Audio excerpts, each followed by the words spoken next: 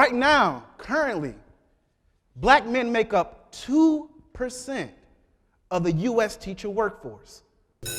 All right, listen up, y'all. Greetings, brothers and sisters. This is another episode of All Things Education Official. I am your host and educator, DrAbdullah, giving you educational news from a foundational Black American man's perspective. If you like what you're seeing, you like what you're hearing, please subscribe, comment, like, and share. Subscribe, comment, like, and share. Put me in the algorithm. Follow me on my social media handles at Facebook, Instagram, Rumble, TikTok, LinkedIn, and X. And if you appreciate the content, you like what I'm putting out there, please feel free to go to the About section and buy me a cup of coffee. It will be greatly appreciated. Well, you know, on my channel, I talk a lot about the absence of black males in the classroom and educational spaces, period. And I've talked about the studies and the research and how technically, truly, black men are the secret sauce to the upliftment of education, particularly in the black community. But one thing we never talk about when we try to recruit black men into the educational field are things that they need to watch out for and be aware of coming to the field. And today we're going to talk about that in the segment called Black Men Who Want to Teach 10 things that they should know. So let's go. We're going to dive right into it. It's an expansive list, but I'm going to give reason and logic and rationale as to why I chose these 10 things that every black man who wants to be a teacher should know. First things first, know your worth. You belong in every academic space. We're talking elementary, secondary, we're talking middle school, we're talking college.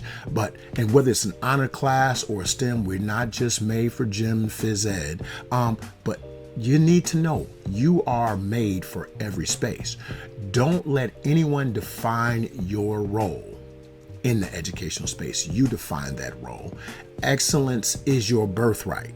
Remember that as a black man in education, excellence is your birthright. You've chosen this field. You need to walk in it with excellence, not the exception.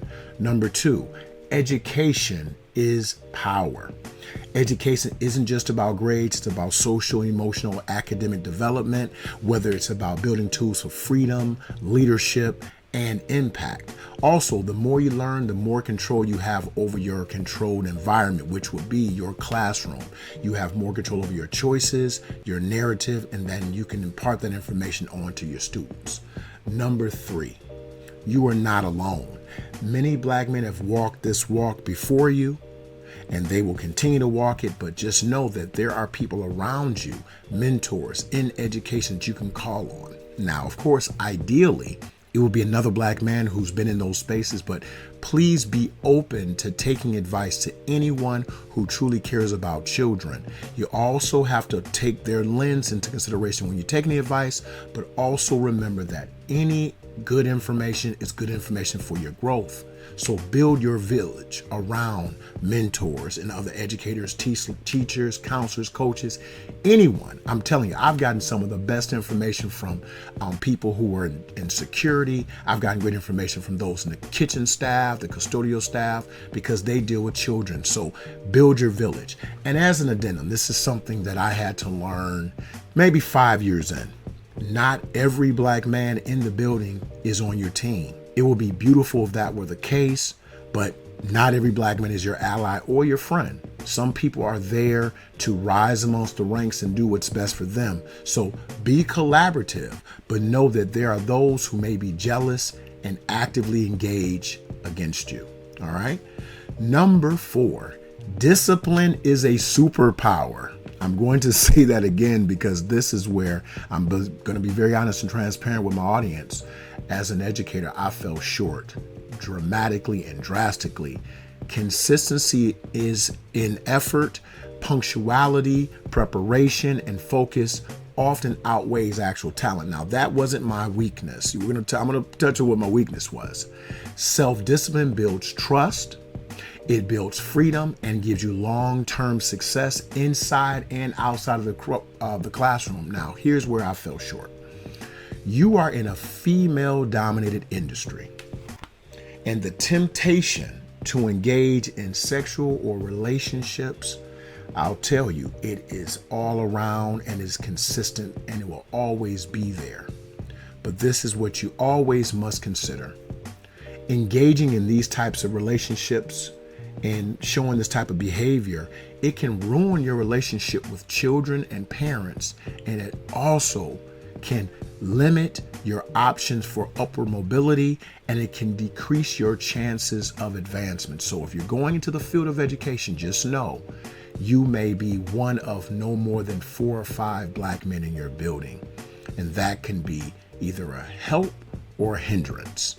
Number 5, challenge the system but know the rules. I was that guy that really truly believed and still believes that if you're here to help children, that should be your main focus. But you still must know the rules. So you must understand how schools work, your district works, how the people around you work, how the power structures and key players rule your building. That is so important. Troublemakers and allies, you got to know the difference. Just because they're cool doesn't make them your ally, and just because you don't like them doesn't mean they're a troublemaker. You got to choose the individual and choose the behavior separately. You need to beat the game and not get beat by it. Also, advocate for yourself with clarity and confidence. If you know that you're doing what's right, you truly believe in it, be able to accentuate that, explain that, and convey those points to whoever's in charge or those that need to hear your position. Number 6, your identity is strength, not a barrier. Your culture, your history, your community are sources of wisdom. Please pull up on those things. Creativity and resilience will always be there if you focus on them. Use them to teach strategies to children. Don't feel pressured to code switch. Speak in the language that is intellectual but conveys the point to your children and their families.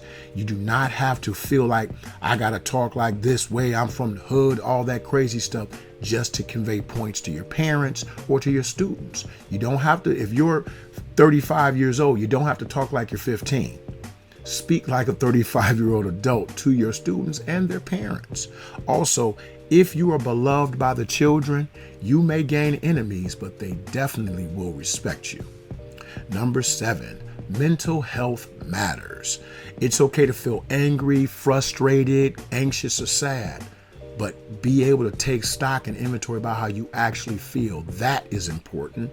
It is not okay to suffer in silence. Talk to someone, friends, mentors, counselors. Ask other strong men for help. It's nothing wrong with asking for help. Every person before you and after you has done it and will do it. Number 8, control the narrative about you in the classroom. How you carry yourself, how you speak, how you show up speaks volumes about how you feel about yourself and what you want people to think of you. It's about how the world sees you in your classroom. You got to be honest. It's not just how you see yourself. It's about how your students see you in order to learn from you. Speak with a purpose, dress with confidence, and also act with integrity. Number 9, Black excellence comes in all forms. You don't have to be an athlete. I'm not, and I tell kids, I can't play basketball, but I could beat you. That's what I always say. That's my favorite one. You don't have to be an entertainer. You don't have to rap. You don't know how to DJ or dance or any of those things. You being authentically you will work. There is so much power in books, business, tech, teaching, politics, science, art, and every other professional field. Find your strength and convey that to the children. Expand your vision wherever it's possible. And finally, number 10. This is very important. This is one of the reasons why I started my channel. Give back. Feel free as you rise to lift others. Do not throw the ladder down behind you.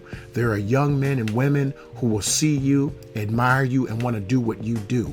And it's your job to foster that admiration, teach them that not only do they owe it to themselves, they owe it to the people behind them.